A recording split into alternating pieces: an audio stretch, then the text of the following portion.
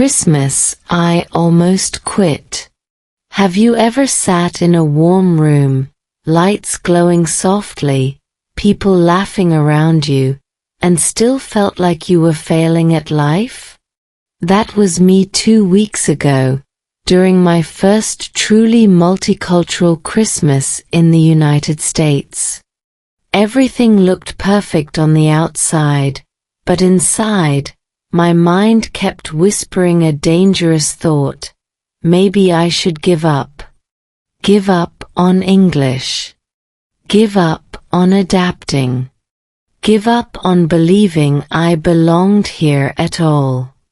Christmas in America is supposed to feel magical. Movies tell you that. Social media sells you that image every year. Snow falling gently. Families hugging. Music everywhere. But no one talks about what happens when your English is still slow, your listening is shaky, and every conversation feels like running uphill with a heavy bag on your back. I remember standing near the kitchen counter, holding a cup of coffee that had gone cold. People were talking fast. Too fast. I could catch words, not meaning. My brain worked hard, translating, guessing, filling gaps. After 10 minutes, I felt tired, even though I had done nothing physical. This is something science explains clearly. When you use a second language, your brain consumes more energy. Studies in cognitive psychology show that listening in a non-native language increases mental load, which leads to faster fatigue and emotional stress. In simple words, it's not that you are weak. Your brain is working overtime. That moment, I felt embarrassed by how quiet I was. In my own head, I sounded smart, thoughtful, warm. But in English, I became short, slow, simple. I nodded too much. I smiled instead of speaking. And slowly, a painful idea appeared. If I can't speak well, maybe I don't exist fully here. You might know this feeling. When learning English, especially listening and speaking, motivation doesn't disappear loudly. It fades quietly. One awkward silence. One misunderstood joke.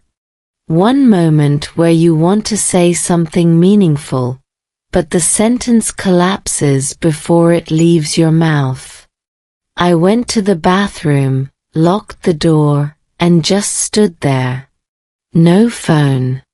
No music. Just breathing. I asked myself a serious question. Why am I really learning English? Not for tests. Not for perfect grammar. But for moments like this. Real moments. Human moments. Moments that matter. Outside that door was a Christmas table shared by people from different countries, climates, cultures, and histories. Different accents. Different childhoods. Different ways of celebrating the same holiday.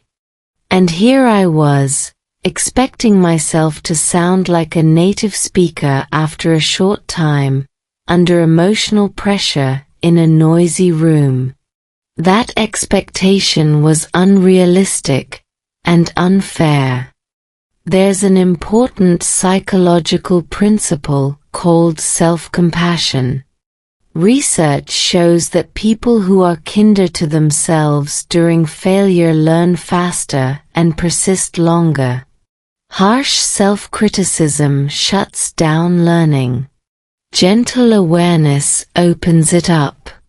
In that bathroom, I chose a different voice. I told myself slowly, in simple English, it's okay. You are learning. You are here. That is enough for today. When I came back out, something small but powerful changed. I didn't try to speak more. I tried to listen better. One sentence at a time. One smile at a time. I asked short questions. Where are you from? Is this your first Christmas here? Simple English. Real English. And something surprising happened. People leaned in. They slowed down. They listened back. That night taught me a quiet truth. You don't quit English because it's hard. You quit because you think it's supposed to be easy by now. But language is not a straight road. It's a human one. Messy. Emotional.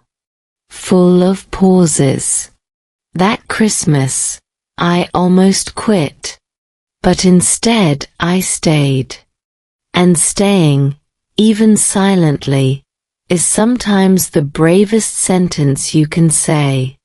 2 weeks in America.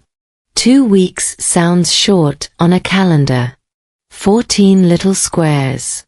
Barely enough time to unpack a suitcase or learn where the light switches are. But emotionally, mentally, linguistically, 2 weeks in America felt like a slow-motion earthquake under my feet. Nothing collapsed at once. Things just shifted. Quietly. Constantly. In those first days, my brain lived in survival mode. New streets. New rules. New rhythms. Even the sky felt different. The light was sharper in the morning, colder in the afternoon. Climate scientists will tell you that weather affects mood and cognition. Sudden changes in temperature and daylight can increase fatigue and anxiety. I didn't know the science then.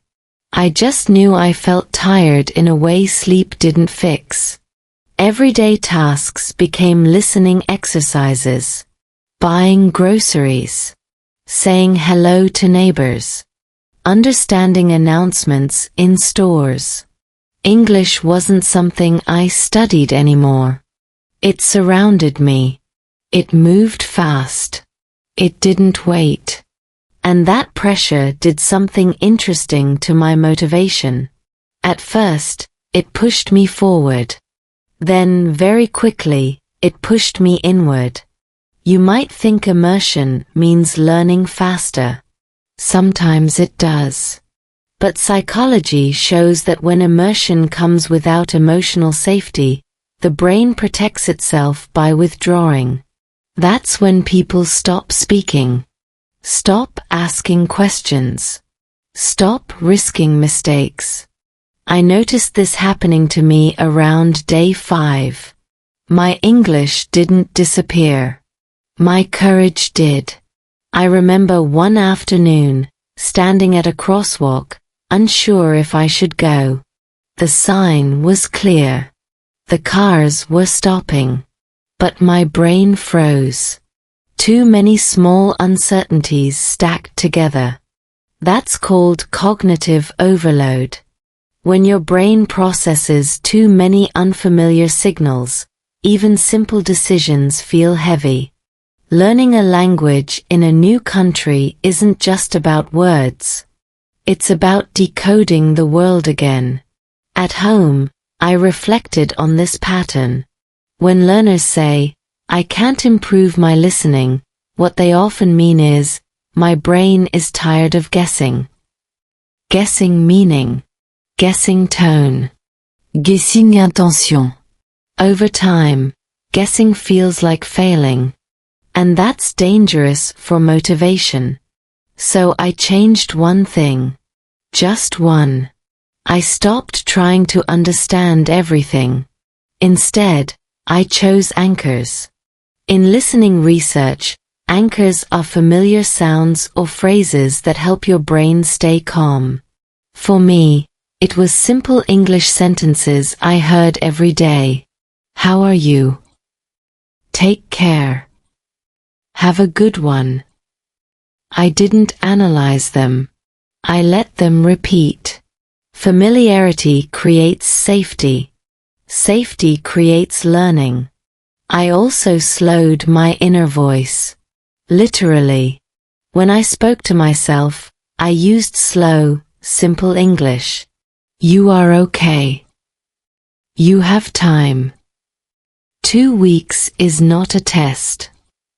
This may sound small, but neuroscience backs it up. Self-directed language shapes emotional regulation. The way you talk to yourself affects how well your brain absorbs new information. By the end of the first week, I noticed something subtle. My listening wasn't better, but my resistance was lower. I stayed in conversations longer. I didn't escape to my phone as quickly. I allowed silence without panic. Silence, I learned, is not failure in American culture. Often, it's just thinking. During the second week, something unexpected happened. I started noticing diversity not as noise, but as texture. Different accents. Different pacing. Different ways of expressing politeness. In one day, I heard English spoken with warmth, speed, hesitation, humor, and music. This shattered a myth I had carried for years, that there is one correct English voice. There isn't. And realizing that lifted a quiet weight from my chest. 2 weeks in America didn't make me fluent. It made me honest. Honest about my limits. Honest about my fears. Honest about why learning English through real stories, real weather, real people, real emotions, works better than chasing perfection. If you're listening to this and feeling behind, remember this. Progress doesn't announce itself loudly. Sometimes it just shows up as staying 1 minute longer than yesterday. That's how my 2 weeks changed me. Not dramatically, but deeply. Weather shocked my body. Nobody warned me that the weather in America would talk to my body before it talked to my mind. I thought climate was just background. Something you complain about, then forget. But in my third week here, I learned a quiet truth. Weather can become a teacher, a stressor, and a language barrier, all at the same time. I arrived thinking winter was just cold. But cold in America is not one thing. It changes by region, by wind, by humidity, by sunlight.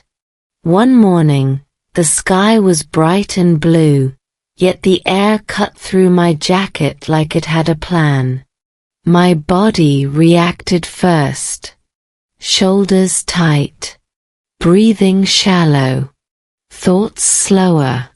And when your body tightens, your listening tightens with it. There's a reason for this. Research in environmental psychology shows that sudden climate changes affect the nervous system. Cold exposure can increase muscle tension and cortisol levels, which directly reduce working memory.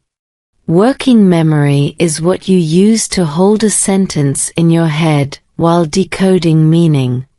So when learners say, "I can't understand English today," sometimes the real problem is not English. It's the body. I noticed this pattern clearly. On colder days, my listening patience dropped.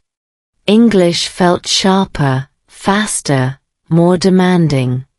On milder afternoons, I relaxed, and suddenly the same phrases sounded easier. Nothing changed in the language.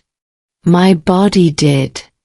You don't usually hear language teachers talk about weather.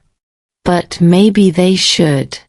One evening, I stepped outside without gloves, thinking I'd be fine for 5 minutes. 5 minutes became a lesson. My fingers went numb. My jaw tightened. When a neighbor said hello, I answered too quickly, too short. Not because I was rude, but because my body wanted to get back inside. That moment taught me something simple. Comfort affects communication. When your body feels unsafe, even mildly, your brain prioritizes survival over learning. This is basic neuroscience. The amygdala doesn't care about vocabulary. It cares about temperature, hunger, fatigue. And if it feels threatened, it downshifts your ability to process language. That's why language immersion feels harder in extreme climates. I stopped blaming myself for bad English days. Instead, I started observing patterns. Cold morning, short listening sessions, warm coffee first, slower pace. I treated language like a physical activity, not a test. Athletes warm up. Language learners should too. I also learned to listen to weather sounds. Wind against windows. Snow crunching under shoes. Rain tapping roofs. These sounds grounded me. Grounding techniques are used in psychology to calm the nervous system. When calm returns, attention follows. And attention is the doorway to listening. There's another layer to this. Culture and climate are connected. In colder regions, people speak less to strangers outside. Conversations move indoors. Greetings are shorter. Efficiency matters. I noticed how people respected personal space more in the cold. Less lingering. Less small talk outside. This wasn't unfriendly. It was practical. Understanding this helped my confidence. When someone didn't stop to chat, it wasn't my English. It was the weather shaping behavior. One afternoon, I sat near a window, watching light fade earlier than expected. Shorter days affect mood. Seasonal changes can lower serotonin levels, leading to low energy and reduced motivation. Again, this isn't weakness. It's biology. Knowing this reframed my frustration. Instead of pushing harder, I adjusted. I practiced English when my body felt best. Late morning. Early afternoon. I rested when my concentration dropped. And something surprising happened. My listening quality improved, even though my total study time decreased. Quality beat quantity. I also simplified my language goals. On cold days, I didn't aim for complex expression. I aimed for clarity. Simple sentences. Real needs. I'm cold today. The weather is intense. These small phrases connected me to people. Shared experience builds rapport faster than perfect grammar. Weather also gave me metaphors. I started thinking of my English like winter walking. You don't rush. You choose stable steps. You accept slower movement. Rushing leads to falling. This mindset reduced anxiety. Reduced anxiety improved listening. It's a loop most learners don't notice. By the end of that week, I realized something powerful. My struggle wasn't a failure of discipline. It was a mismatch between environment and expectation. Once I adjusted expectations, my motivation returned naturally. If you're learning English and feel suddenly stuck, ask yourself a different question. Not what's wrong with me, but what's happening around me. Temperature, light, noise, comfort. These things matter more than you think. Language lives in a body, not just a brain. The weather shocked my body, but it also taught me how to listen to myself. And once I did that, listening to English felt less like a battle, and more like a walk through changing seasons.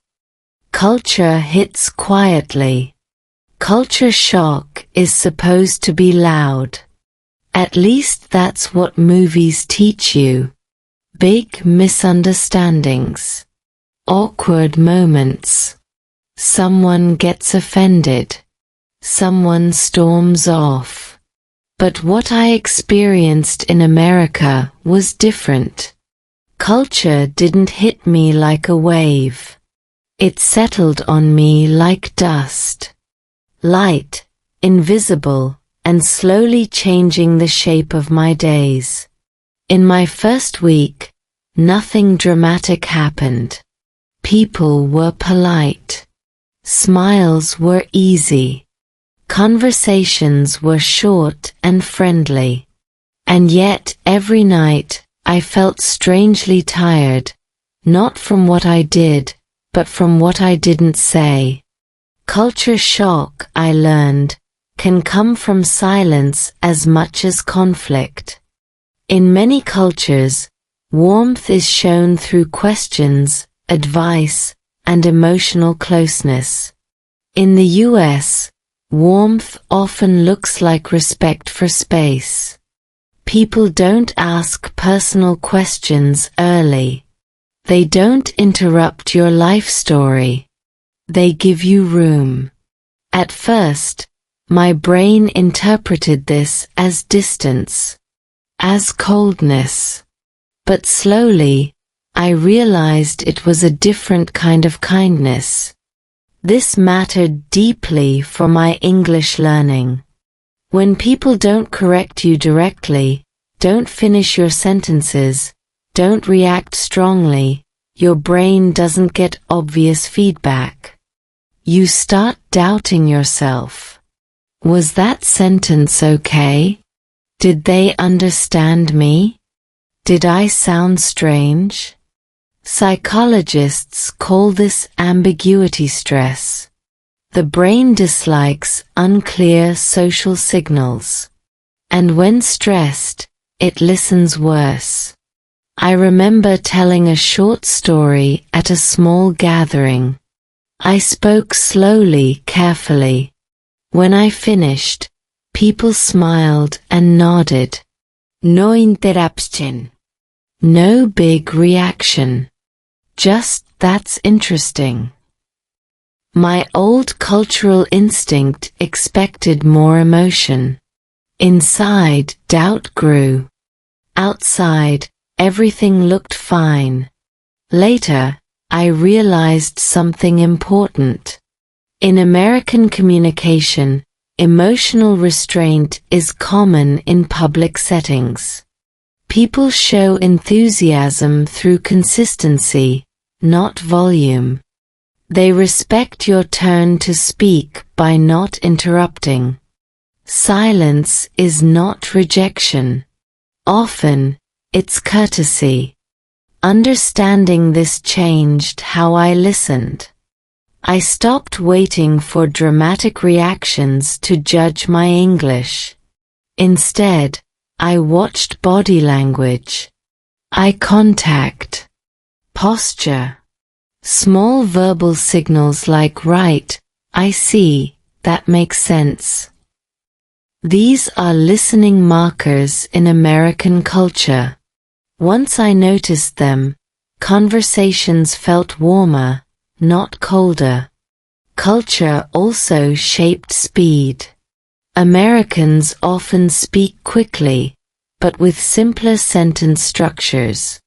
Less poetic. More direct. This is not because the language is shallow.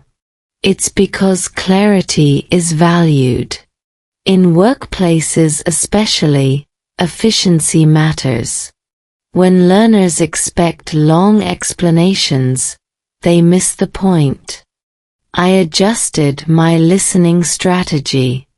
Instead of catching every word, I listened for function. Is this a suggestion? A refusal? A polite ending? Pragmatics, understanding intention, is a key part of language comprehension. Linguistic research shows that learners who focus on intention understand faster than those who focus on vocabulary alone. Another quiet cultural lesson came from small talk. In America, small talk is not meaningless. It's a social bridge. Weather, traffic, weekends. These topics are safe, predictable, and perfect for language learners. You're not expected to be deep. You're expected to be present. Once I accepted that, my pressure dropped. I didn't need to impress. I needed to connect lightly. Cold today, huh? Yeah, it really is. That exchange is not empty. It's relational. It says, I see you. I share this moment. There was also a cultural difference in how mistakes are treated. People rarely point them out. They focus on meaning, not form. This is generous, but dangerous for learners who rely on correction. Without feedback, you might think you're failing silently. The solution wasn't asking for correction every time. It was listening to reformulation. When someone repeated my sentence correctly in their response, I noticed. This is called implicit feedback. Research in second language acquisition shows it's one of the most effective learning tools, if you pay attention. Culture hit quietly in how time was respected.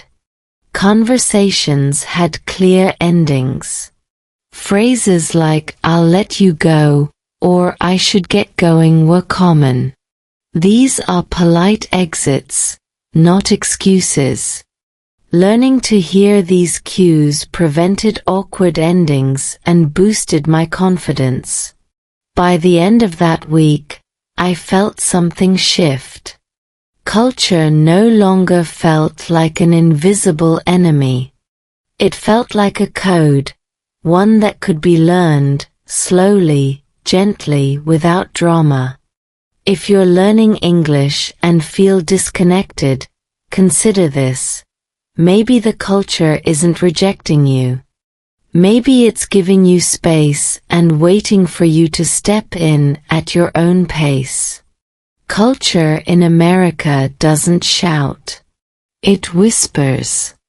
And once you learn how to listen to whispers, your English listening becomes calmer, clearer, and surprisingly kind. English in daily life. Nobody told me that the most important English I would learn in America would be the kind that never appears in textbooks. No dramatic speeches. No advanced vocabulary lists. Just ordinary sentences, spoken casually, quietly shaping my days. I used to believe progress meant understanding news, movies, or deep conversations. But daily life corrected me, gently, and then repeatedly. It started with small moments. Someone holding a door and saying, "You're good." A cashier asking, "Do you need a bag?" A neighbor smiling and saying, "Staying warm." These sentences are short, fast, and easy to miss. But they carry meaning, intention, and connection. Miss them, and you feel invisible. Catch them, and suddenly you belong a little more. In daily life, English doesn't wait for you to be ready.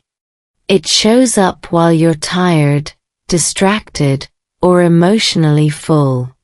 Cognitive science explains why this matters.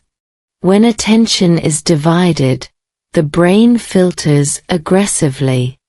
It prioritizes what feels familiar and emotionally relevant. That's why repeated daily phrases become powerful learning tools. Your brain sees them as useful, not academic. At first, I tried to translate everything. That was exhausting.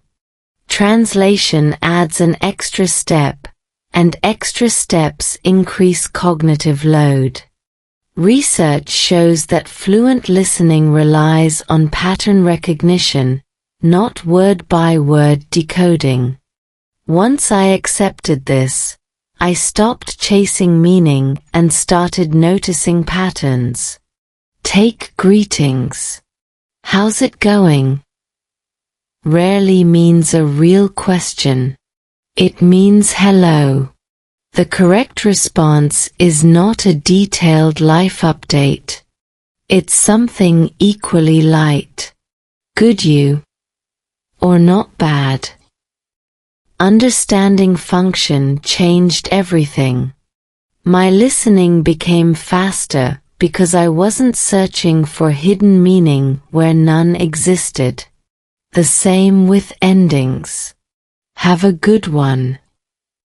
"Take care." "Drive safe." These phrases are signals that the interaction is complete. They're social punctuation. Recognizing them helped me relax. Conversations had shape now, beginnings, middles, and ends. Daily English also taught me about tone. Americans often soften requests with friendliness. "Do you mind?" Whenever you get a chance. This isn't uncertainty. It's politeness. Missing this can lead learners to misjudge confidence or seriousness. Pragmatics, the study of meaning in context, shows that tone often matters more than words.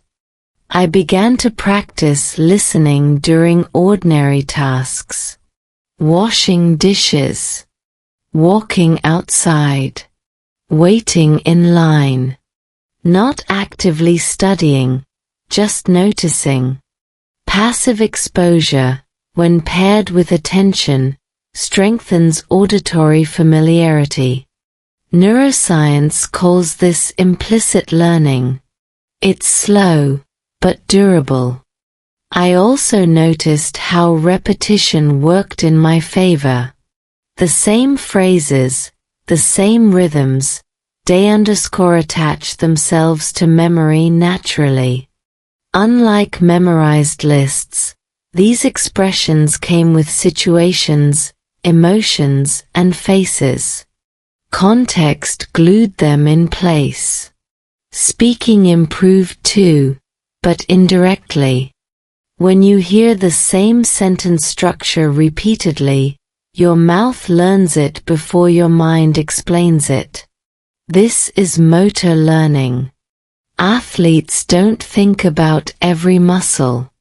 Language works the same way. Usage bil de patouet.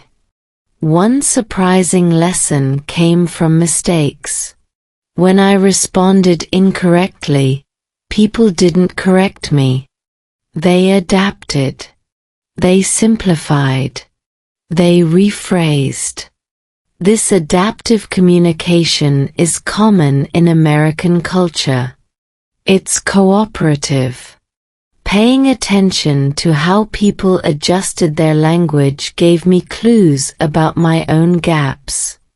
I also learned that daily English reflects values: efficiency, positivity, respect for time.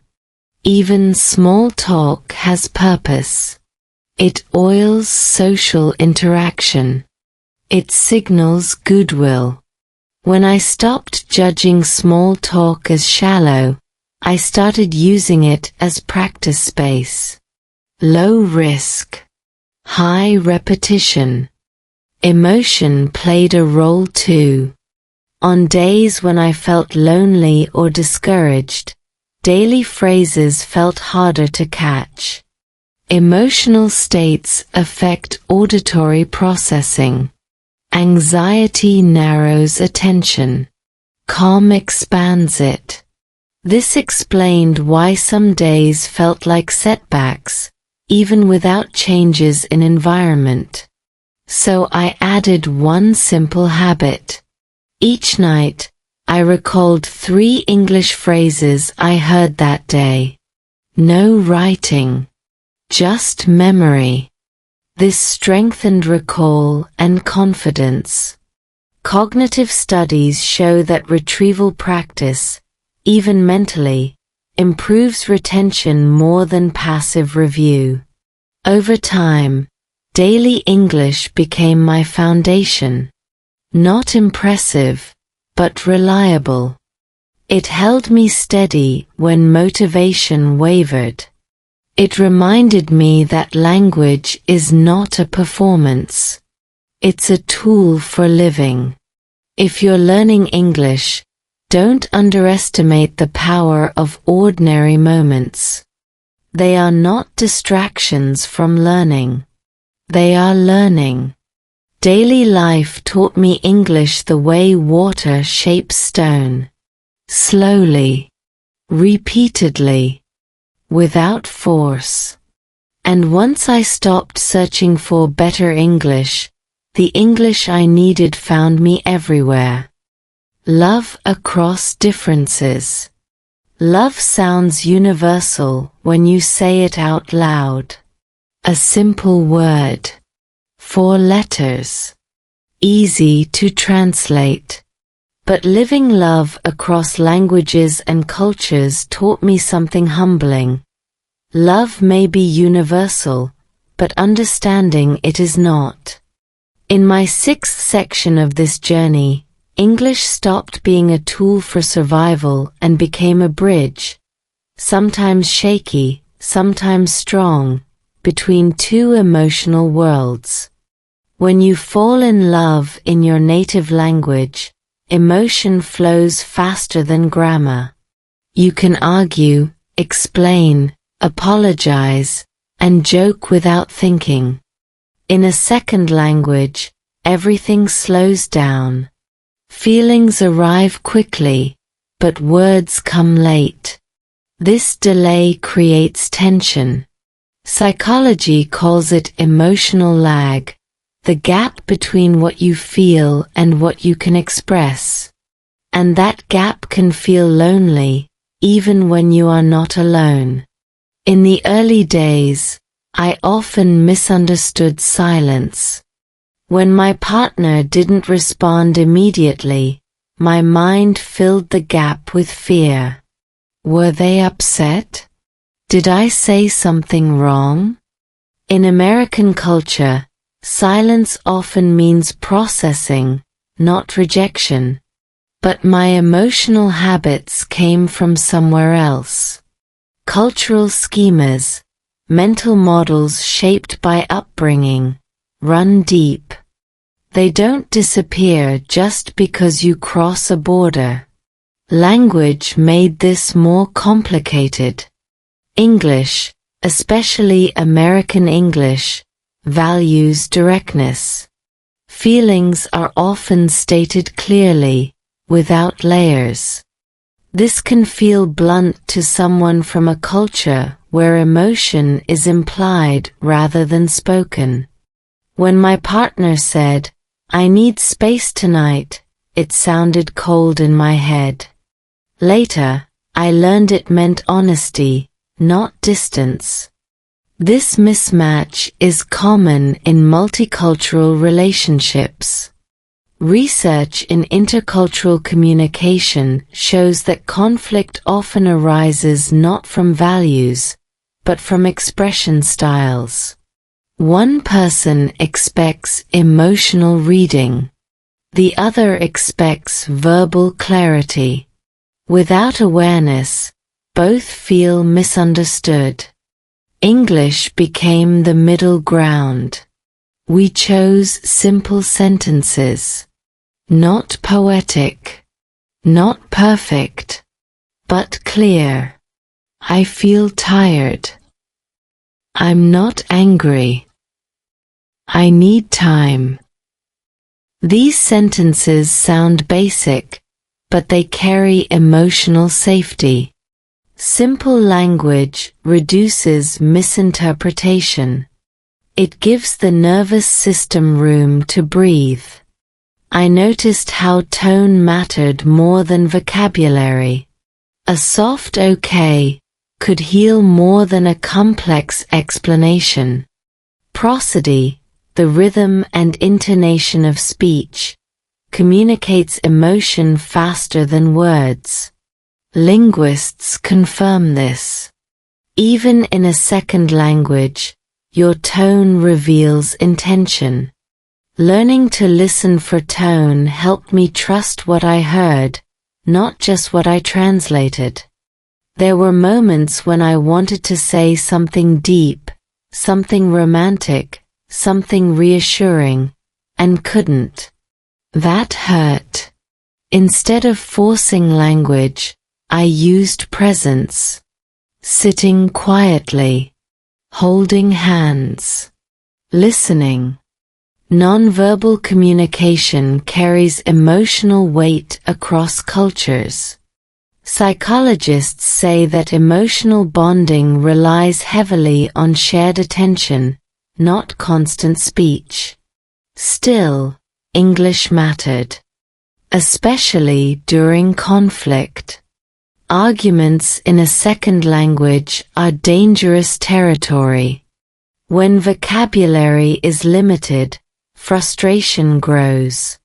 So we slowed everything down. Short sentences. Pauses. No sarcasm. Sarcasm doesn't travel well across cultures. It confuses intention and increases stress. This slowing had an unexpected benefit. Conflicts became less explosive. Less dramatic. More intentional. We listened more because we had to. Studies in relationship psychology show that slower communication increases empathy. In our case, language limitation created emotional mindfulness. I also learned that love introduces motivation, but not the loud kind. Not, "I must become fluent." More like, "I want to be understood." This type of motivation is called integrative motivation, the desire to connect with people, not just achieve a goal. Research shows it's one of the strongest predictors of long-term language success. Daily practice didn't come from textbooks. It came from sharing meals, planning weekends, discussing small decisions. What do you want to eat? Should we go now?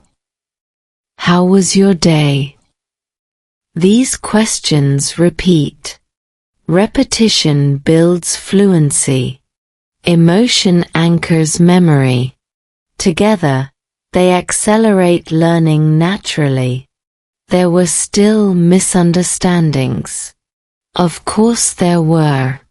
Love doesn't erase difference. But difference didn't scare me anymore. It became something we named, not something we fought. One night, after a small misunderstanding, my partner said, slowly, "We're learning each other." That sentence stayed with me. Not fixing. Not changing. Learning. That word carries patience. Learning a language and loving across cultures share the same core skill, listening without rushing to judge. If you're learning English and dreaming of connection, remember this: you don't need perfect words to build real love. You need honesty, patience, and the courage to speak simply. Love across differences doesn't demand fluency. It invites growth. And in that invitation, my English found a reason to stay. Marriage under pressure. Marriage doesn't announce pressure when it arrives. It whispers first. In my case, the pressure didn't come from big arguments or dramatic moments. It came from small, quiet responsibilities piling up in a new country, in a new language, under a system I was still learning to understand. In America, marriage is not just emotional. It is legal, logistical, and deeply cultural. And English sits in the middle of all of it. I learned this quickly. Forms. Policies. Appointments. Insurance. School emails. Medical questions. Marriage suddenly meant decisions that mattered, and English became the gatekeeper. When language controls access, pressure rises. Psychologists call this perceived control. When you feel you don't fully control outcomes, stress increases, even if nothing bad has happened yet. At first, I stayed quiet during serious conversations. Not because I didn't care, but because I wanted to avoid mistakes. Saying the wrong thing felt risky. In a marriage, silence can look like distance. But inside, I was translating, organizing, choosing words carefully. Emotional labor in a second language is invisible, but heavy. My partner didn't always see that. And that's where pressure grew. In American culture, direct communication is often expected in marriage. If something bothers you, you say it. Clearly. Early. But my instinct was different. I waited. I processed. I chose timing carefully. Neither approach is wrong, but when expectations clash, tension appears. Language made this harder. English forces clarity. It doesn't leave much room for implication. Words like maybe, later, or it's fine can be interpreted literally.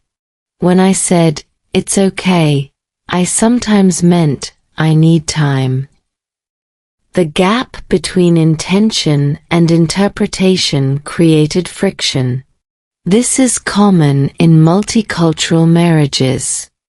Research in family psychology shows that many conflicts are not about disagreement, but about misaligned communication styles.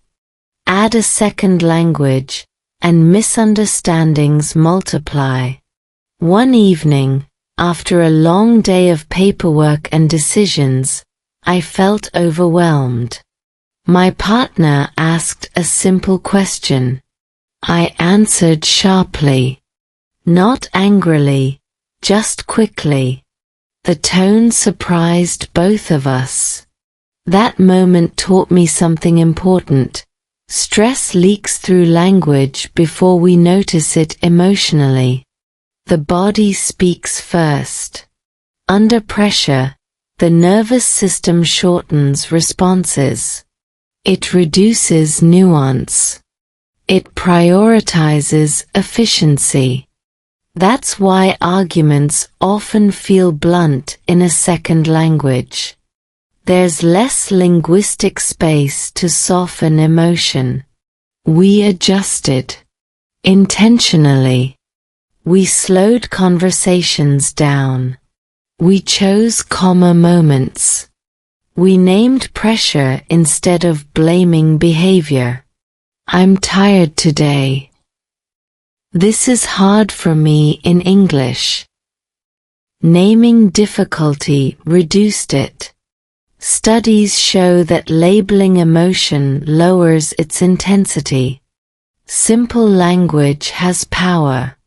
We also separated topics. Love discussions were not mixed with legal or financial stress. In a new country, systems are complex. Policies are unfamiliar. Mixing emotional needs with bureaucratic confusion overwhelms both partners. Clear boundaries helped us protect the relationship. I practiced specific English for marriage, not romance, but responsibility. Words like appointment, coverage, deadline, options. This wasn't poetic English, but it gave me agency. Agency reduces pressure. When you can ask questions and understand answers, fear loses its grip. Listening became just as important as speaking. I learned to listen not only to words, but to pace. In American conversations, speed often signals urgency. Slowing down signaled care. Pausing before responding created space for understanding. There were moments when pressure felt unfair. I wanted to say, this would be easier in my language. And that was true. But marriage is not about ease. It's about alignment. We weren't trying to remove difficulty. We were learning to carry it together. One insight surprised me. Pressure didn't weaken our marriage. It revealed it. Under stress, habits surface. Values clarify. Learning to navigate pressure in English made our communication more intentional, not less. Research supports this. Couples who face external stressors and adapt communication styles together often develop stronger relational resilience. The key is shared adjustment, not individual perfection. English, in this phase, was not about sounding confident.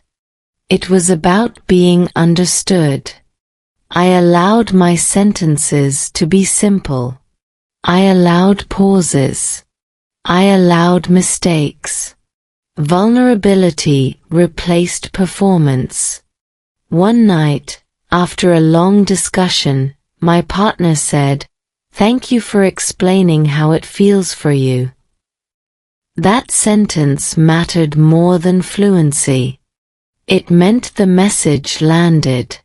Marriage under pressure taught me this. Language doesn't need to be flawless to be effective. It needs to be honest. If you're learning English while building a life with someone, remember this: pressure is not proof of failure. It's proof that something important is happening. And when you face it together, even imperfect English can become a shared strength. Raising kids multicultural. Raising kids in a multicultural family changes your relationship with language in a quiet but permanent way. Before, English was something I practiced. Something I improved. Something I worried about. But the moment children entered the picture, English became something else entirely. It became the air they breathed, natural, flexible, and completely unafraid of mistakes.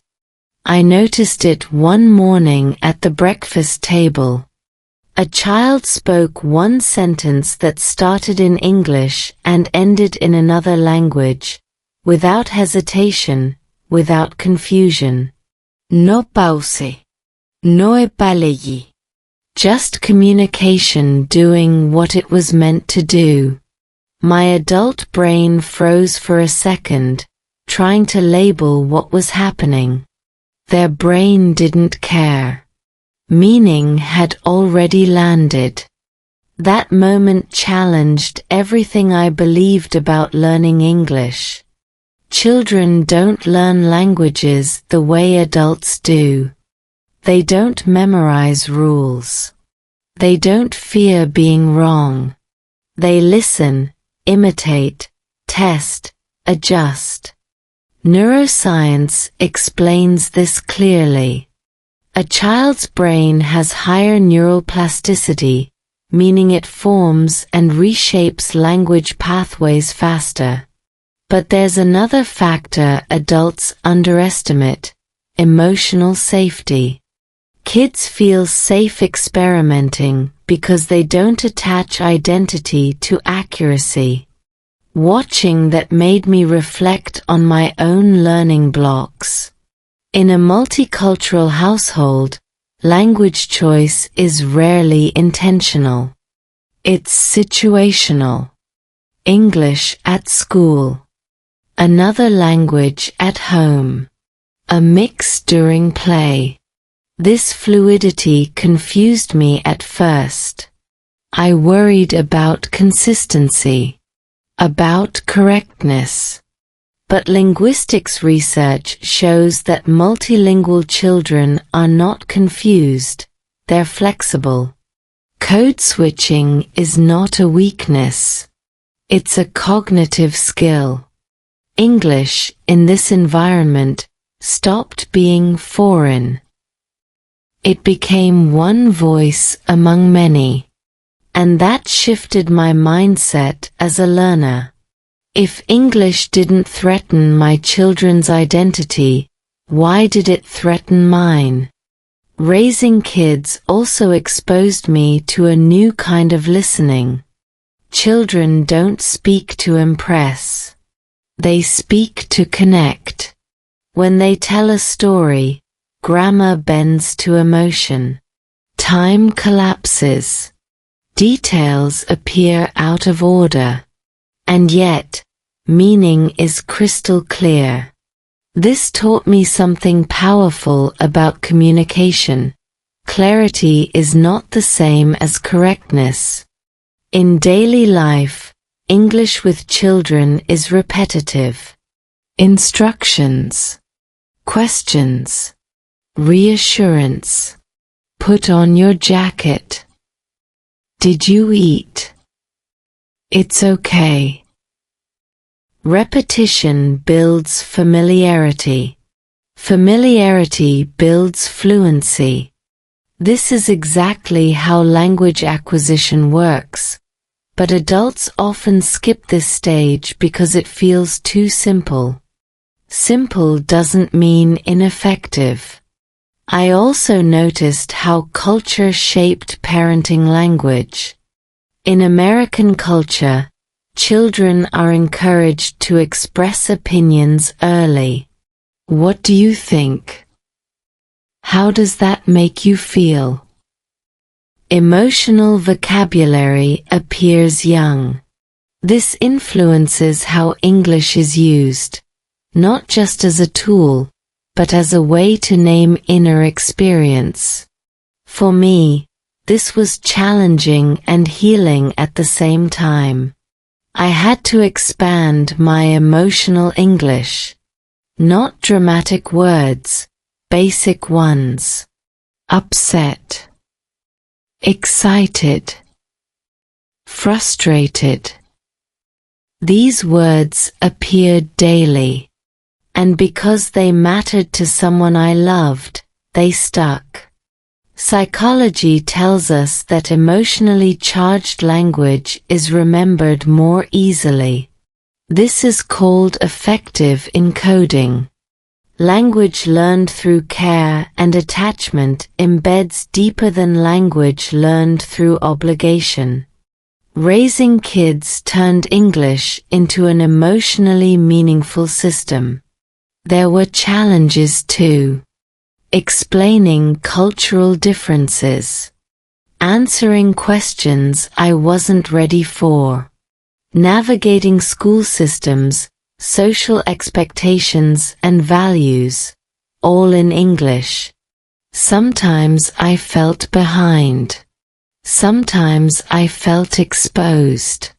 But those moments forced growth. I couldn't hide behind silence anymore. Advocacy required language. Understanding required listening. Love required both. I learned to ask for clarification without shame. I learned to model learning itself.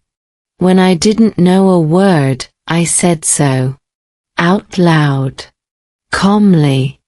This taught children that learning is ongoing, not embarrassing. Research shows that children mirror adult attitudes toward language. When adults show curiosity instead of fear, children adopt confidence. Multicultural parenting also taught me patience. Language development isn't linear. Some days children speak beautifully. Other days they regress. That's normal. Adults do the same, but we judge ourselves harder. Seeing language as a living process reduced my self-criticism.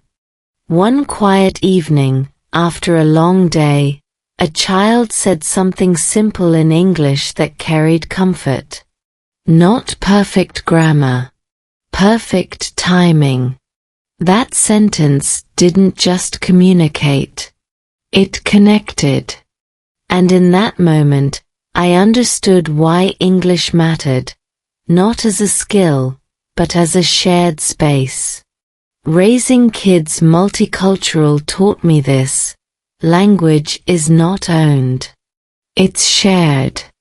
It grows through use, trust, and daily life. If you're learning English and feel pressure to be perfect, look at how children use language. Fearlessly. Functionally. With heart. That's not childish. That's fluent in being human. Christmas at one table. The Christmas table didn't look like the ones from movies. No single tradition. No matching dishes. No shared childhood memory behind every recipe. Instead, it looked slightly chaotic. Different foods, different accents, different rhythms of conversation. And somehow, that chaos felt warmer than any perfectly planned celebration I had known before. This was my first Christmas in America, surrounded by people from multiple cultures, sitting at one table, sharing one evening. It wasn't loud. It wasn't dramatic. It was gentle. And in that gentleness, I learned more about English, culture, and belonging than I expected. At the table, English became the common ground. Not the best English. Not the most accurate English. Just the English that worked. People spoke slowly without announcing it. They rephrased without apologizing. They waited without pressure. No one dominated the conversation. Turn-taking happened naturally, guided by eye contact and pauses. This matters more than it seems. Conversation analysis shows that shared meals create a special communication environment. The brain relaxes. Attention broadens. Social threat decreases. That's why conversations during meals feel easier. Language flows better when the nervous system feels safe. I noticed how stories were told. Short at first. Then expanded if people leaned in. If not, they were allowed to end. No performance. No obligation to entertain. This taught me an important lesson about American conversational style. Engagement is negotiated, not assumed. At one point, someone asked me about my first winter in the US. I answered simply, "It's colder than I expected." Laughter followed, not because it was funny, but because it was relatable. Shared experience created connection faster than clever language ever could. Food played a role too. Each dish came with a small explanation. Where it was from. Why it mattered. These explanations were slow, intentional, and generous. Cultural sharing at the table was not a debate. It was storytelling. And storytelling lowers language barriers. Psychologists note that narrative contexts improve comprehension because the brain anticipates structure. Beginning. Middle. End. Even when vocabulary is missing, the brain fills gaps. That's why learning English through stories works, especially real ones. I felt something unusual that evening. I wasn't monitoring my English constantly. I wasn't counting mistakes. I was listening to understand, not to translate. This shift matters. When attention moves from form to meaning, fluency improves naturally. There were moments of silence. Comfortable ones. Someone chewing. Someone smiling. Someone reaching for food. Silence didn't signal failure. It signaled presence. In many cultures, silence at the table is awkward. Here, it felt respectful. People allowed moments to breathe. That taught me something about belonging. You don't belong because you speak perfectly. You belong because you are allowed to be imperfect without being rushed. Children moved between adults, languages, and topics effortlessly. They asked direct questions. They laughed loudly. They interrupted without guilt. Adults adjusted.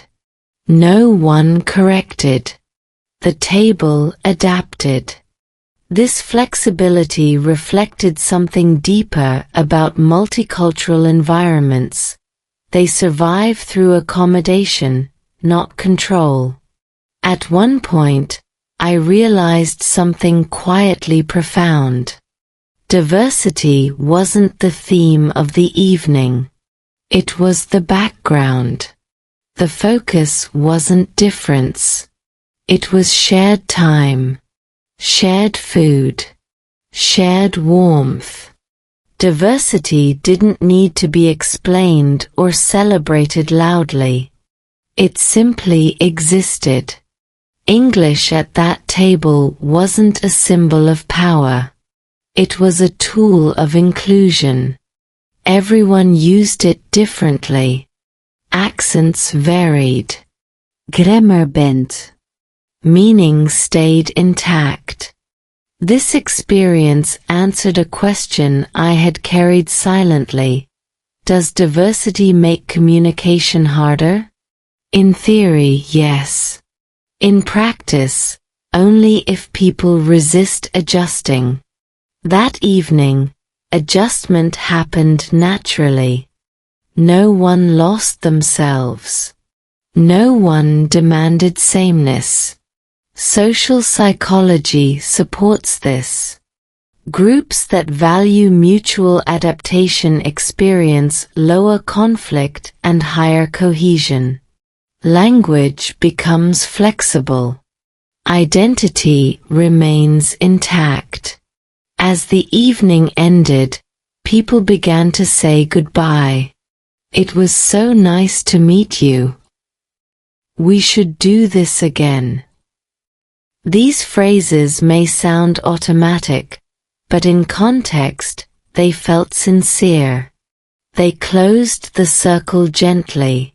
When I stepped away from the table, I didn't feel like a guest anymore.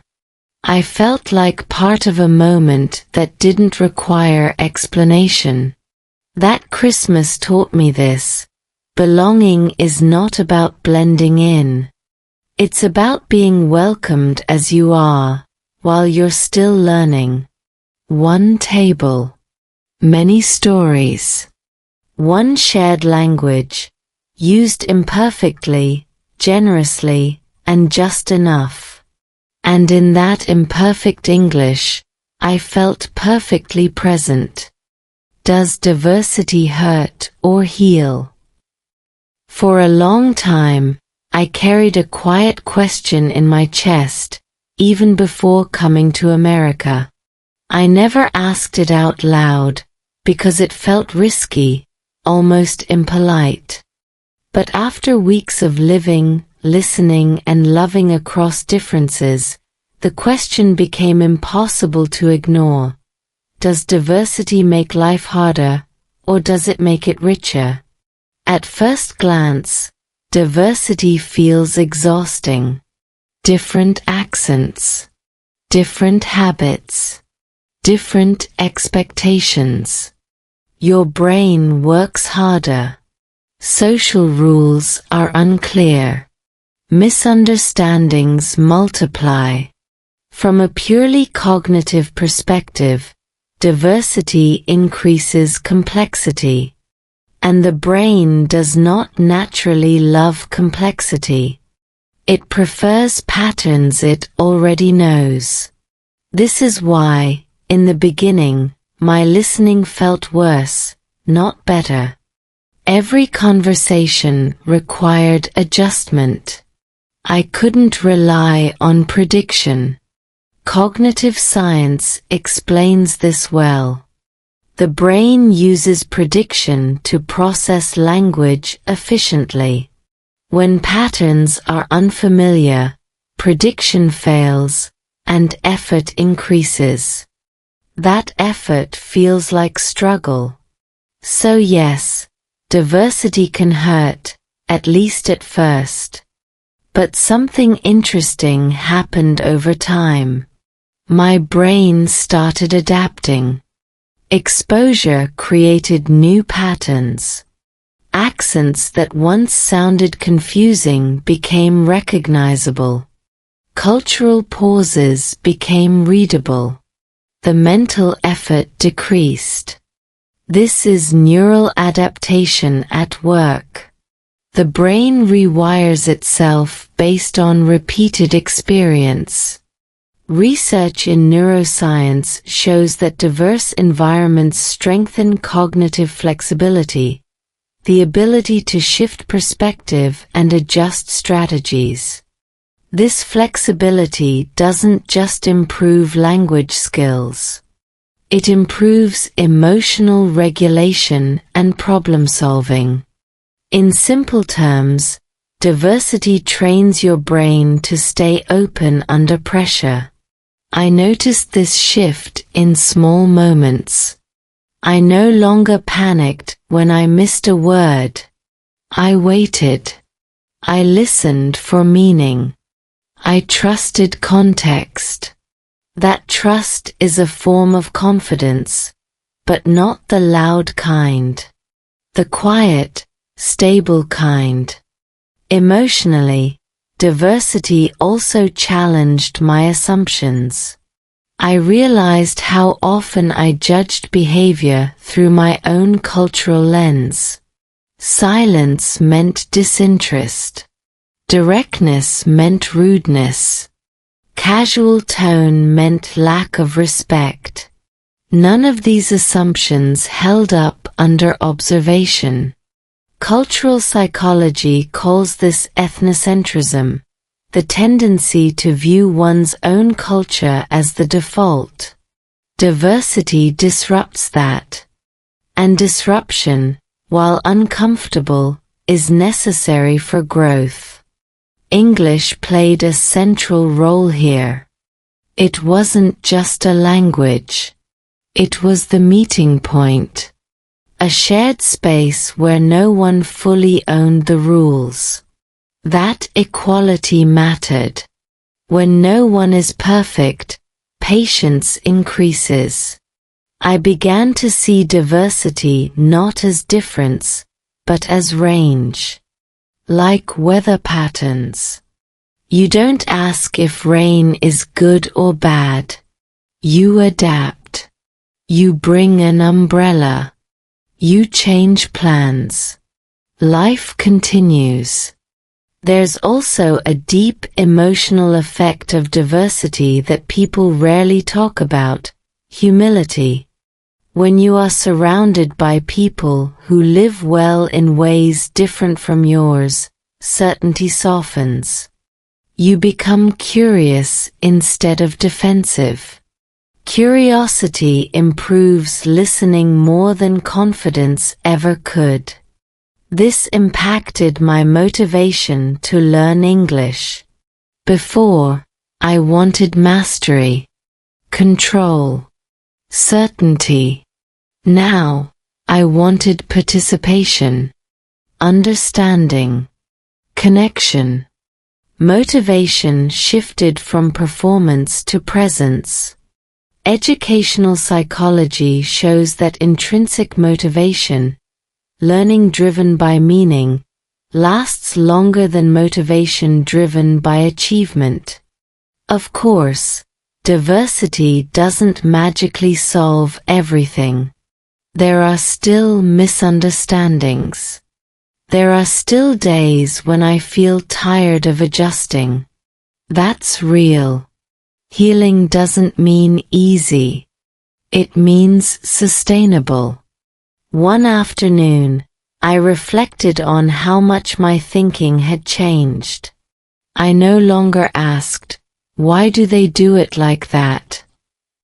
I asked, "What does this mean to them?" That question opened doors. Not just socially, but linguistically. Meaning became more important than correctness. I also noticed how diversity shaped kindness. People were more patient with each other's mistakes. Accents were accepted without comment. This acceptance lowered anxiety. And lower anxiety improves language acquisition. This is supported by the effective filter hypothesis in linguistics. When anxiety is low, learning flows. So does diversity hurt or heal? It hurts when you resist it. When you expect sameness. When you demand certainty. It heals when you allow yourself to be changed. When you listen longer. When you accept that confusion is not a failure, but a signal that growth is happening. Diversity didn't erase my struggles with English. It reframed them. Each misunderstanding became a lesson in empathy. Each adjustment became a skill. By the end of these weeks, the question no longer needed an answer. I felt the answer in my body, in my listening, in my patience. Diversity didn't make life simpler. It made it deeper. And in that depth my English, and my sense of belonging, finally had room to grow. English saved my confidence. There was a moment, not dramatic and not public, when I realized something had changed inside me. I was standing in line, listening to a conversation that wasn't meant for me. Two people talking casually. Fast. Natural. And for the first time since arriving, I wasn't translating in my head. I was simply understanding.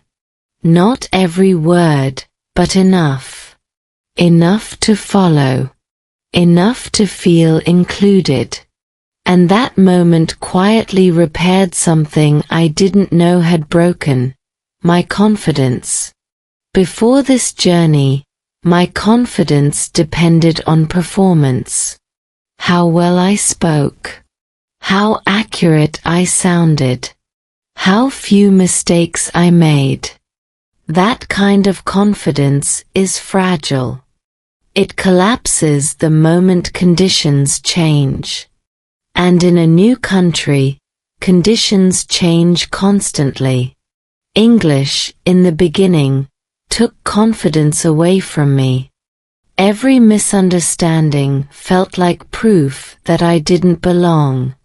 Psychologists call this identity threat. When a core part of how you see yourself, competent, intelligent, capable, is challenged, the brain reacts defensively. You withdraw. You go silent.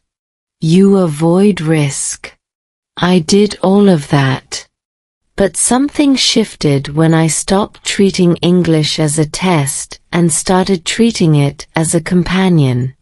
Not perfect. Not impressive. Just present. Listening was the first thing that healed me. I learned to listen without urgency. Without panic. I accepted that partial understanding was not failure. Cognitive research shows that comprehension builds gradually through exposure, not instant clarity. When I trusted that process, my anxiety dropped. And when anxiety dropped, understanding increased. A loop formed, but this time, a positive one. Reading helped in a quieter way. Signs. Menus. Short messages. Simple emails. I stopped skipping what felt too easy. Easy reading builds fluency by strengthening recognition pathways. Linguists call this automaticity, the ability to understand without conscious effort. Automaticity frees mental space. That space is where confidence lives. Speaking came last.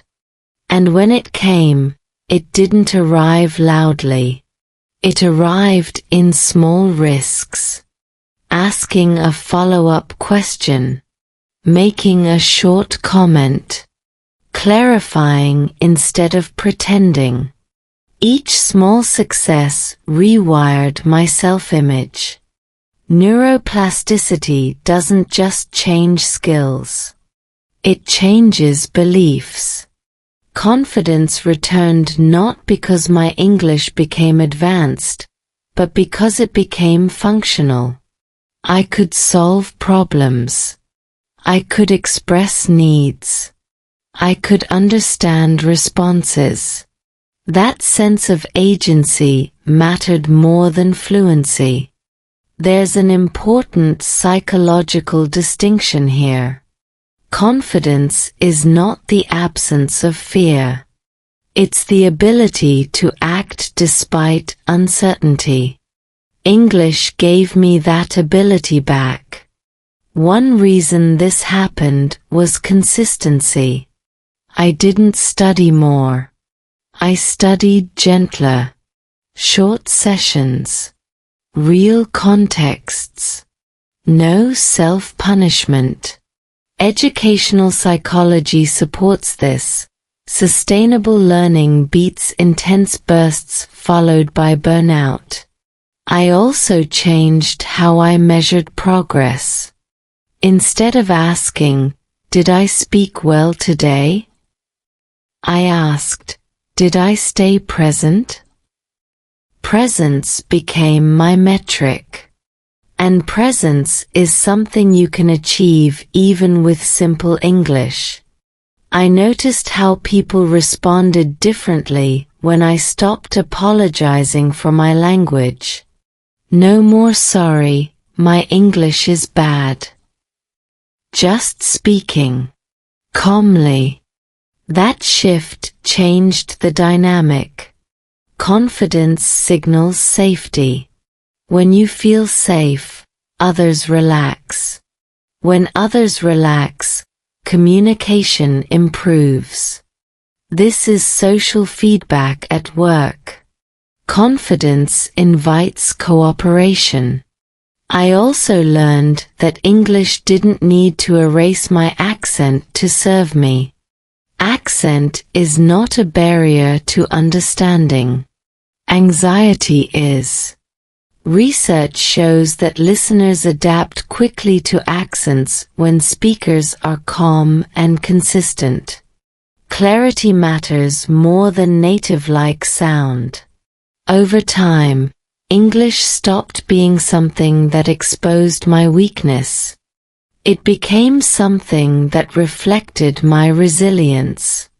Every sentence carried effort. Every conversation represented courage. That reframing transformed my relationship with learning.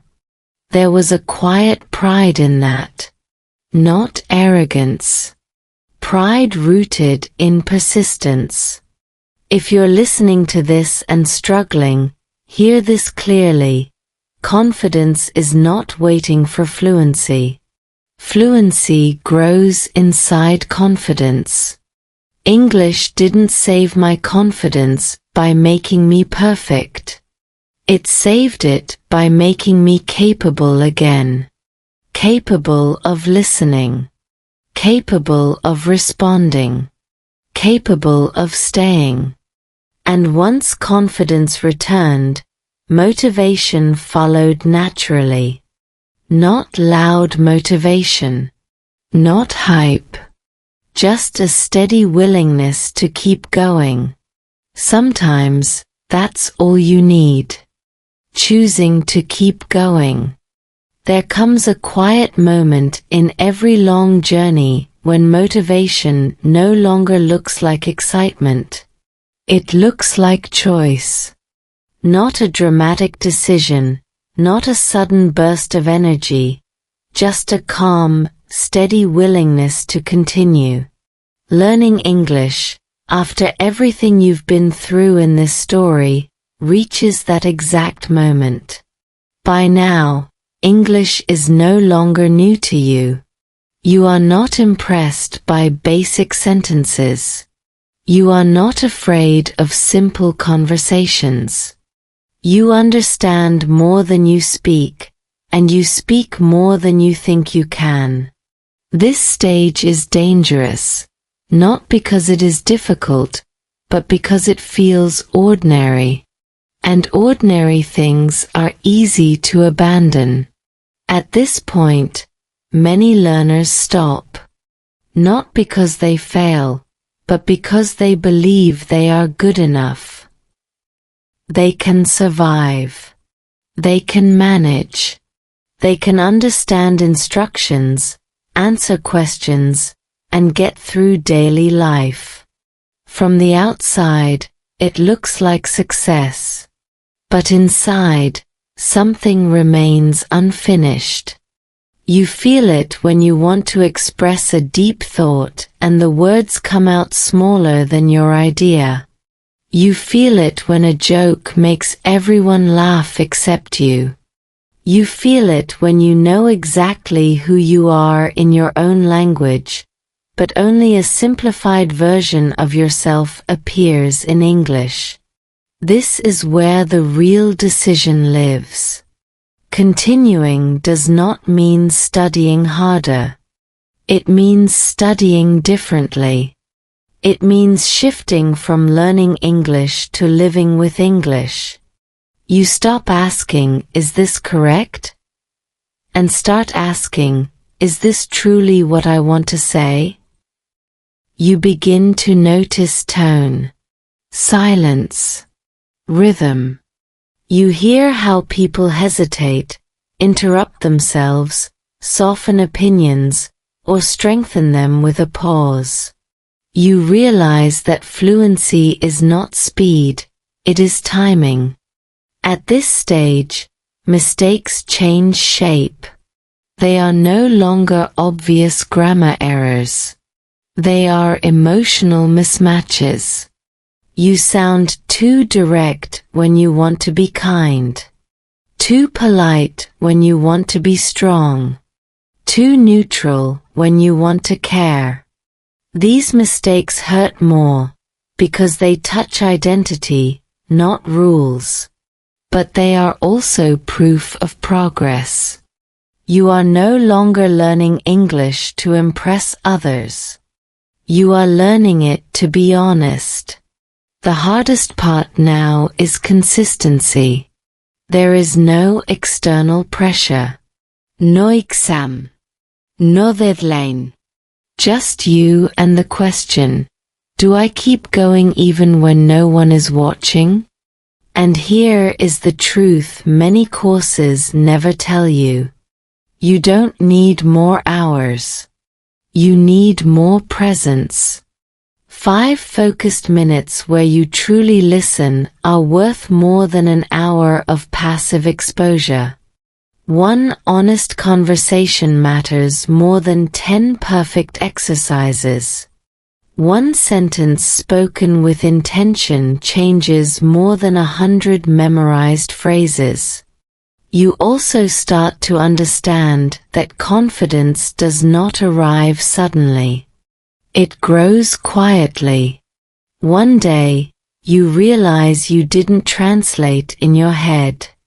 Another day, you react emotionally before thinking about language. Another day, you disagree with someone in English, and mean it. Those are milestones. They don't come with certificates. But they stay with you. You will still feel tired sometimes. There will be days when English feels heavy, unnecessary, even unfair. On those days, don't force motivation. Return to meaning. Ask yourself why you started. Not the surface reason, but the deeper one. Maybe you wanted freedom. Maybe you wanted connection. Maybe you wanted to be taken seriously. Maybe you wanted to hear the world without subtitles. That reason still matters. The final shift happens when English stops being something you use and starts being something you trust. You trust yourself to handle misunderstandings. You trust your voice even when it shakes. You trust that clarity will come, even if not immediately. And when you reach that point, something beautiful happens. You stop chasing fluency. Fluency starts following you. You realize that perfection was never the goal. Presence was. Growth was. Staying open was. So if you are here, still listening, still reading, still practicing, this is not the end. This is the moment you quietly choose to continue. Not because it's exciting, not because it's easy, but because it's yours. And that choice, made again and again, is what turns a learner into a speaker. If you're still listening at this moment, pause for just a second and ask yourself, are you learning English? Or are you learning how to listen to yourself? This story doesn't end here. Because every person watching this video is writing a different story, in English, in silence, in moments of giving up and coming back again. And maybe, just maybe, you've realized something important. The problem was never that you weren't good enough. It's that you haven't gone far enough yet. In the next video on this channel, we'll open a completely different door. Where English is no longer a lesson, but a tool to understand your thoughts, emotions, and true voice. A new story. A deeper way to practice listening, reading, and speaking. And possibly, a turning point you didn't expect. Don't leave if you want to listen to slow, clear, real English told through meaningful stories. Want to speak English naturally, without memorizing scripts or feeling pressure. Want to learn English through real life, not textbooks. Take action now. Subscribe to the channel for more real English story practice. Like this video if you saw yourself somewhere in this story. Comment, I'm still going. So I know you're here, and you're not learning alone. English won't change your life overnight. But if you stay with this channel, it will change the way you see yourself. The next video is already waiting for you.